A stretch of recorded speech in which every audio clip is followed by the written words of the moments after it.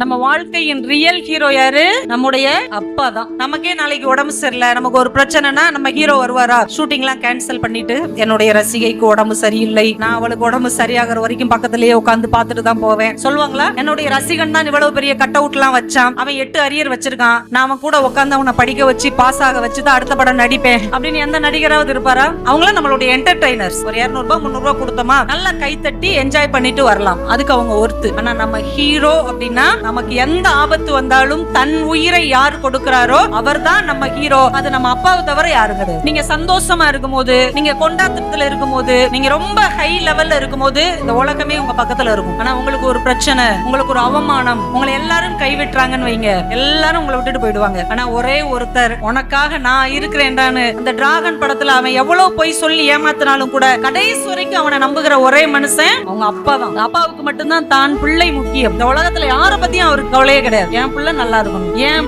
மகன் நல்லா இருக்கணும், என் மகன் நல்லா இருக்கணும், நான் பார்க்காத உயரங்களை எல்லாம் என் பிள்ளை பார்க்க வேண்டும் என்கின்ற ஒரே கனவை கொண்ட ஒரே மனிதர் உங்க அப்பாவை தவிர யாருமே கிடையாது. நீங்க எழுதி வச்சுக்கோங்க. நான் படிக்காத படிப்பை உங்களுக்கு ஏன் அவர் கொடுத்தார்? என்னை விட என் பிள்ளை ஒரு படி உயரத்தில் இருக்க வேண்டும் என்கின்ற உங்க தகப்பனின் கனவு தான் உங்களை இங்கே உட்கார வைத்திருக்கிறது என்பதை தயவு செய்து மறந்து விடாதீர்கள். அவர் பிஞ்சு போன செருப்பு போட்டிருப்பார், அவர் ஓடாத கடிகாரம் கட்டியிருப்பார், அவர் சாதாரண ட்ரெஸ் போட்டிருப்பார், ஆனால் உங்களுக்கு பிராண்டட் ட்ரெஸ், காஸ்ட்லியான வாட்ச், நல்ல ஷூ வாங்கி கொடுத்திருக்கிறார்னா எனக்கு எது கிடைக்காட்டாலும் என் பிள்ளைகளுக்கு எல்லாம் கிடைக்க வேண்டும் என்று நினைக்கிற ஒரே கடவுள் நம்ம வீட்டுல இருக்கிற நம்முடைய அப்பா மட்டும்தான்.